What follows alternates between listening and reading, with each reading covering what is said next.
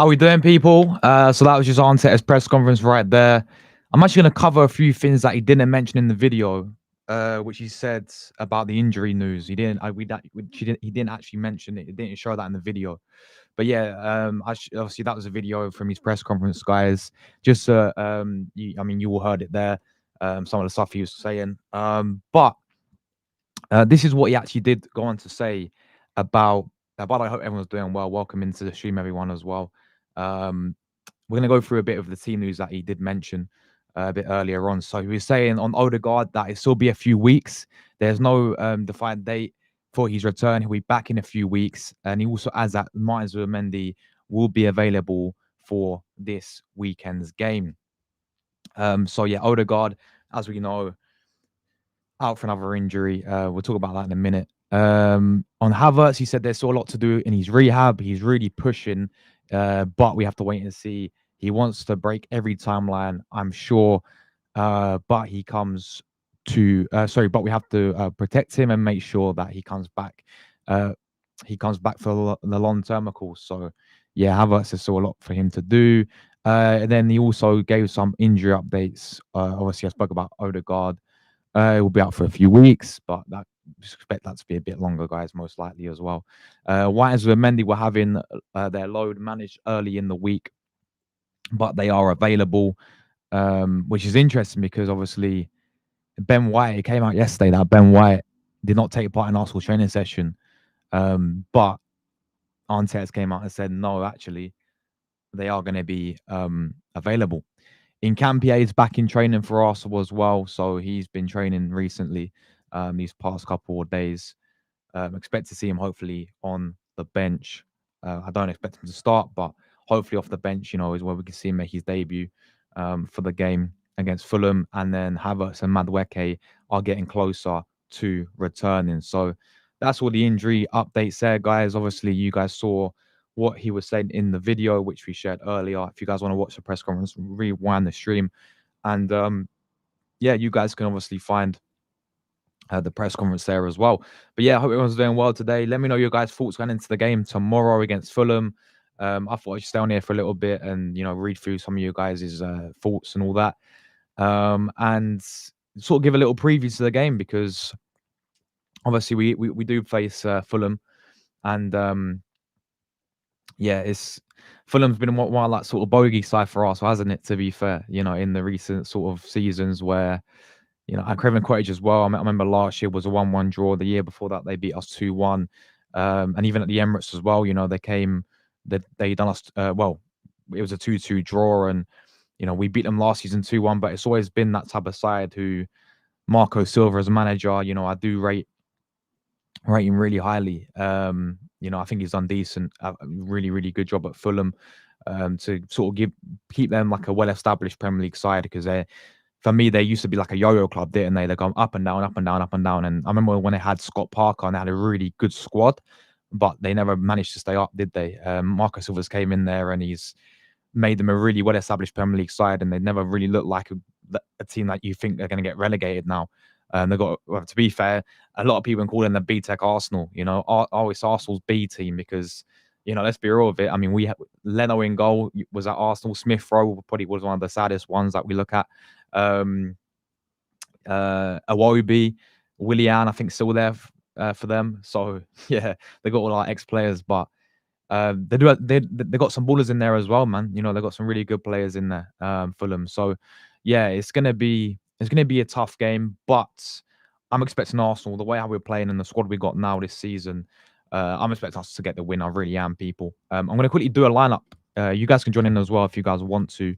We're going to do the predictor lineup together on what we're going to go with for the game because obviously we've still got some injury concerns, which I spoke about just a minute ago, with Odegaard being out injured, Havertz, Madueke, Ben White obviously will be a doubt for the game. So Mendy will be playing and he'll be back. So that's some really good news there. But what we're going to do is we're going to do a formation. We're going to do a team for take on Fulham. And let me know your guys' lineups and score predictions in the chat as well. I will come to your guys' comments in just a second. So big up everyone. Make sure you guys get the likes fired up. But let's get into it. So goalkeeper, I think is going to be. There's only one choice, really, isn't it? Is going to be David Raya in goal. There's no doubt about it. Big up to Raya. Hoping for another clean sheet from him. So yeah, Raya is going to be going in goal. Let me zoom in a bit so you guys can see as well. So Raya's in goal. There's no doubt about that whatsoever. Now the back four, obviously Jury and Timber, best right back in the Premier League, people. It's a real shame about Ben White. And I was asked this yesterday when I did the stream yesterday, right? About Ben White. And, someone came in the chat and they were saying it's time to sell him. And I'm looking at it thinking, well, if Ben White is out injured, I mean, Arteta came out and said that he's going to be back. And, he's probably not um, that he, not fit enough to start the game or even come off the bench, but it's not that severe. But when you look into Ben White as a player, he's absolutely phenomenal. Like for me, he's been top class for Arsenal, hasn't he?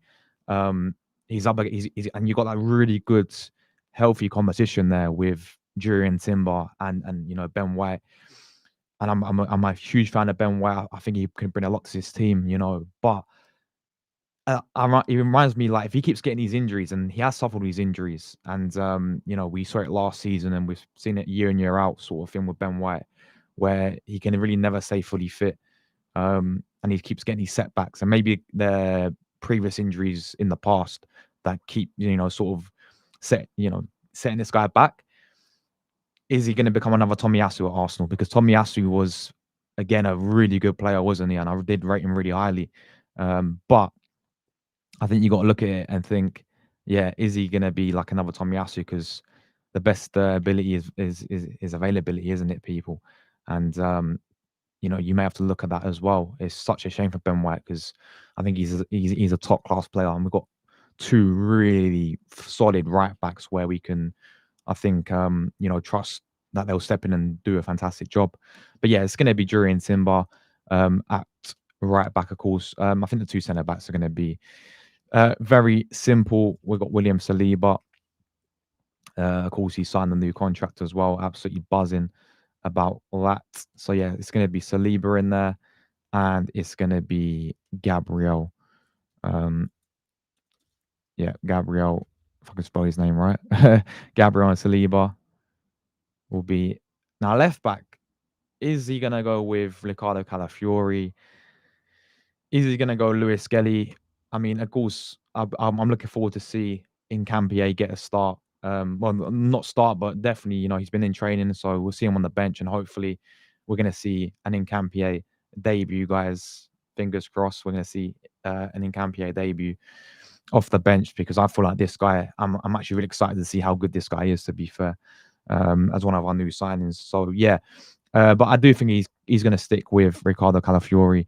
I watched him playing, obviously, in the international break for Italy, and he was playing as a centre back. By the way, he was playing as a centre back, but he was absolutely superb. He played very, very well for us. So yeah, Kala, Gabriel, Saliba, and Timber is a back four. The three in the midfield for me.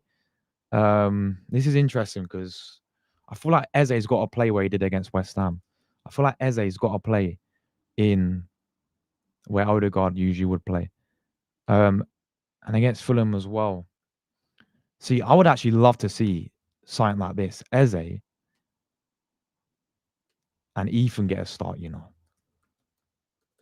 I would love to see Ethan get a start with Eze. Similar to how we did against Port Vale, right? If we move we move Eze there, Ethan there, and then you have Rice or Zubamendi just in the six or something. Like my midfield three would be this personally. Quite similar to how we did against Port Vale. I wouldn't mind seeing this. Rice in his natural sort of sixth position, and Eze and Ethan playing together, like we did with Odegaard, and Eze for the West Ham game. No, I would love to see this actually. Gyökeres leads a line for Arsenal. He needs to score, man. He needs to score. People, it's so crucial that Gyökeres gets a goal, gets something because he's been playing well, but he's just not been scoring the goals, has he? So yeah, that is that. Right hand side will be Saka, of course. No, Saka. What's happened here? Hold on. Yeah, Saka on the right hand side. Left wing. Who's gonna go on a left wing? Because he's been playing Trossard quite a bit. He Arnett loves a bit of Trossard. For me, he scored an international break. He's been scoring goals for Arsenal off the bench. It's got to be Gabriel Martinelli. I would start Martinelli now. I still think both of these players are better off coming off the bench personally. Um, you know, Martinelli and Trossard both proved that. Like, Martinelli off the bench has been scoring a few goals, and he's as same with, we know how good that is with Trossard as well. But at the same time, I feel like Martinelli, deserves a start now. So yeah, I'm gonna put him in there, guys. That would be my team. What is he gonna go with? He's probably gonna go with similar to this, but he's probably gonna go with Eze, Rice, and Zubimendi in there. I think Zubi will play, but personally, I would love to see Ethan get a start. I think Ethan deserves a start. I think he's a top class player, and I think he can work really well with Eze in there. So yeah, that would be my lineup there, people. Obviously, expect hopefully to see Nkambie off the bench make his debut. Um, but apart from that, I think this is what he is gonna go with. So yeah, that is my lineup there. Score prediction wise, I'm gonna go with a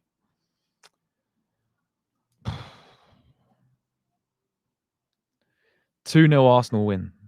Yeah, I'm gonna go 2-0 clean sheet as well. Yeah, I'm gonna go 2-0. I'm gonna go 2-0 to Arsenal. I'm feeling actually very, very confident, to be fair. Obviously, top of the league, you know, it don't mean much yet until we get to the final stage of the season, and then we actually, end up what happens every single season. That's when it's gonna really matter, isn't it, people? When it comes to, those sort of last games of the season, that is where it's gonna really matter the most. So yeah, that is my lineup, guys, and that is my predictions. Be it everyone who watched as well. Big up, people. I'll be back tomorrow, of course. Give it for the live watch. Excuse me, for the live watch along 5:30, guys. You can catch me there for that one. Excuse me, man. What's happened to my voice? Just can't speak today. But yeah, you guys can catch me there tomorrow. And yeah, if you want to watch the press conference, rewind the stream back to the first 10 minutes and you can watch what he said there as well. But until tomorrow, guys, big up. Thanks everyone who watched. And yeah, I'll catch you guys. 4:30, I'll be live for the watch along. I'll catch you guys there. Come on, you Gunners. Enjoy the rest of your Friday, whatever you get up to, people. Enjoy the rest of your weekends as well. And yeah, I'll catch you guys very, very soon. Big up.